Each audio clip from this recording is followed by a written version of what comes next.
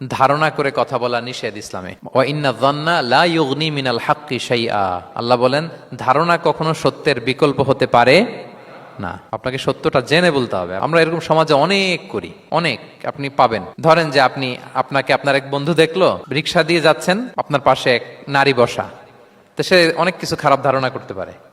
এরকম হয় না সমাজে? এমন হতে পারে যে আপনি আপনার ছোট বোনকে নিয়ে বেরিয়েছেন, হতে পারে না? কিন্তু আপনি তো একটা ধারণা করে ফেললেন অন্য কিছু। বা আপনার ভাগ্নিকে নিয়ে বের হয়েছেন, আপনার আপন খালাকে নিয়ে বেরিয়েছেন কোনো কাজে, ডাক্তারের কাছে বা কিছু একটা হতে পারে।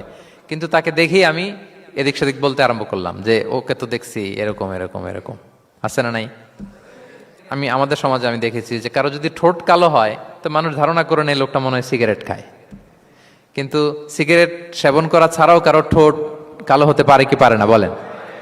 এই যে এগুলো সমাজে প্রচলিত। বিয়ে করার পর ইমিডিয়েট যদি কেউ একটা গাড়ি কিনে বা হুন্ডা কিনে, এটা কি বলে বলেন তো? এই বোধহয় শ্বশুর বাড়ি থেকে যৌতুক নিয়ে আসছে। দেখছেন, এরকম ভুরি ভুরি আপনি সমাজে পাবেন। আন্দাজে ধারণার উপরে আমরা অনেক কথা বলে ফেলি, কিন্তু নিশ্চিত না হয়ে আপনি কোনো কমেন্টসে যেতে পারবেন না, এটা একেবারে নিষেধ।